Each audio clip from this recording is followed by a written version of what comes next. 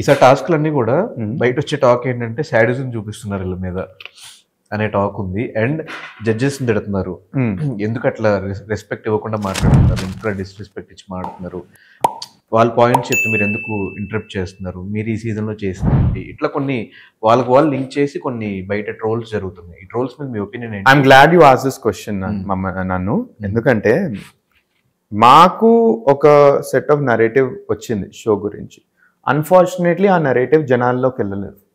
నేను మా ఇంట్లో కూడా చెప్తుండే, అరే అసలుకి నరేటివ్ ఎందుకు పిక్చరైజ్ చేయలేదని. నరేటివ్ ఏముండే అంటే, స్క్రీన్ ముందు వ్యూవర్స్ వేల మంది లక్షల మంది కూర్చొని అరే ఇది బిగ్ బాస్ నేను కూడా ఆడగలుగుతా అనే 8-9 years నుంచి అంటున్నారు, నేను చేయగలుగుతా ఇవన్నీ, ఎంతసేపు టాస్క్ అన్నట్టు అన్నారు. 1,00,000 మంది అప్లై చేసిండ్రు. సరే మీరు అప్లై చేసింది కదా, సింపుల్ ఒక వీడియో పంపండి అన్నారు. వీడియోనే సగం మంది పంపలేదు, అయిపోయింది.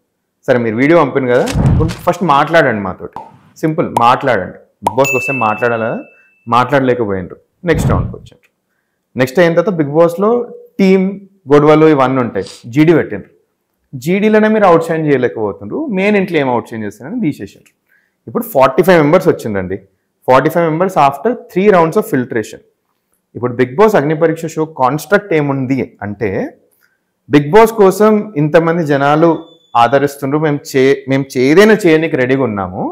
సరే ఇప్పుడు అవే టాస్క్ ఇస్తాం మీకు, ఈ 1,00,000 మంది ఎవరైతే అప్లై చేస్తారో దాంట్లో నుంచి బిగ్ బాస్ కోసం ఎంతైనా తగ్గించే కామనర్స్ని తీసుకుంటాము అన్నది షో కాన్సెప్ట్ బేసికలీ.